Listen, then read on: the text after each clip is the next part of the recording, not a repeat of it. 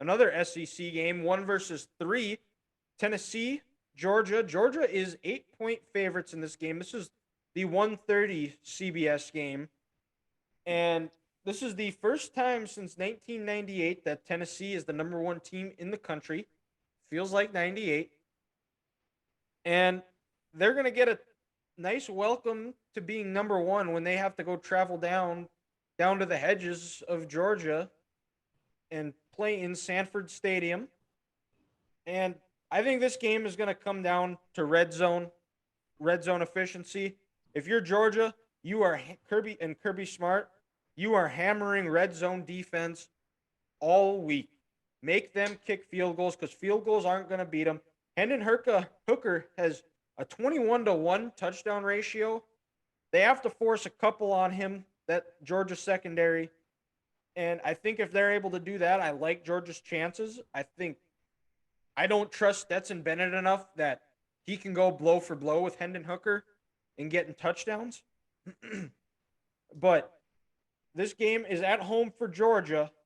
So we'll see how Tennessee handles that road environment because this is probably the biggest game in their stadium is Sanford Stadium, right?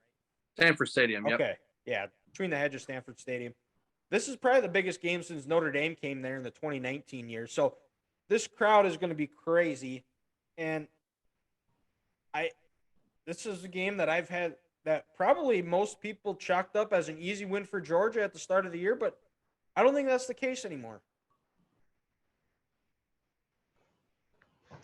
No, Tennessee looked damn good versus Alabama the other week. So I mean, I haven't really watched a ton of either team, but it's going to be a dogfight.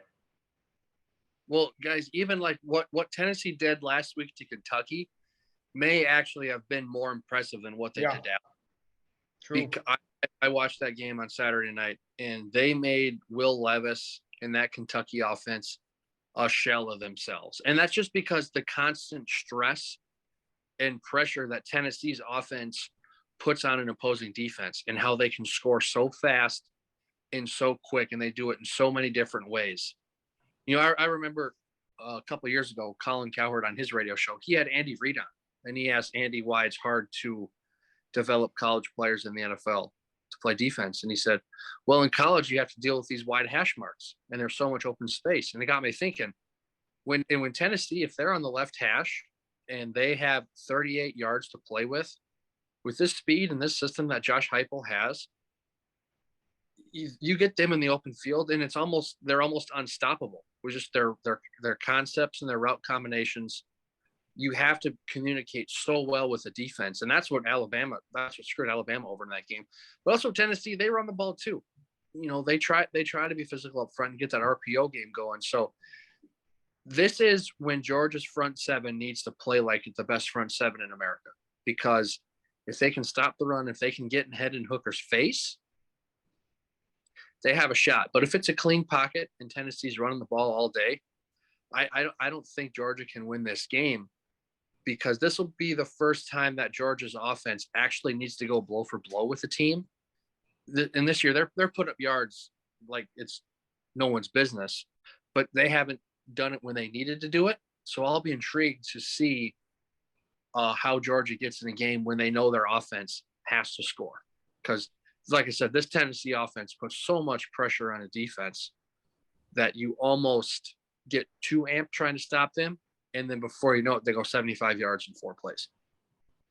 Yeah, I think make Tennessee go the whole field, limit those explosive plays, like you said. I think that's going to give Georgia a shot and make Stetson Bennett's life easier, because like I said, there's no way in hell that he is going to be able to go do what Bryce Young did and match Hendon Hooker blow for blow. He just isn't. I mean, he's a good game manager. I don't think he's not that guy. He's not. No, exactly. He's not that guy, but not that guy. And I think if you're Georgia on offense, I think Todd Monken's thinking we got to try to keep this ball for 35 to 36 minutes and try to even. They probably are going to try and touch that 40-minute range at this point, I think. But time of possession against this Tennessee offense, in my eyes, is overrated, Dylan. Yeah. It's like playing Peyton Manning and the Colts. Remember that Monday night game against the Dolphins when the Dolphins had the ball for 41 minutes?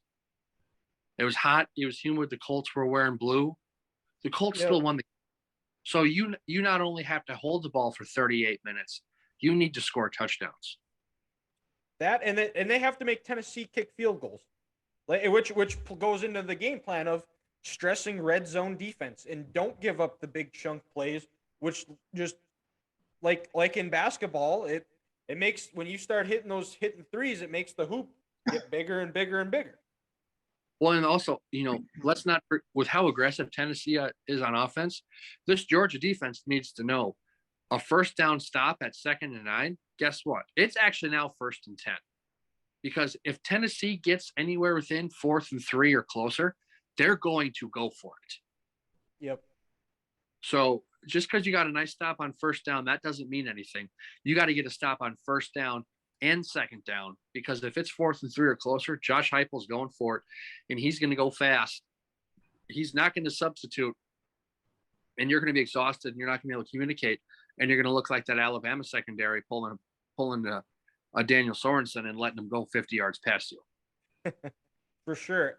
Well, the other part too is for that Georgia defense is they have to win 1st and 2nd down, and shrink that play sheet for Josh Heupel to where they only have so many, because if Tennessee can consistently win on 1st and 2nd down and they have the entire play sheet, good luck. Well, and also I think Georgia, for their offensive sakes, they're going to have to get a couple chunk plays out of Bo Bowers. Yep. Yeah, that's another one. He's a kind of player where he can dominate this game. He's kind of a college version of Travis Kelce. I mean, what this guy can do as a true sophomore is just incredible. And they need some chunk plays out of him and these other receivers themselves, because you can have the ball for 9, 10, 11, 13 plays, but give me some touchdowns.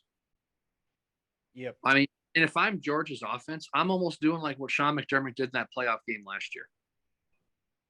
I'm going for it on 4th down, and I might go for 2 early, just because you're going to need every single point possible in this game to beat Tennessee. Yeah. Going to be an exciting game. 1:30 on CBS Mountain Time. Go bet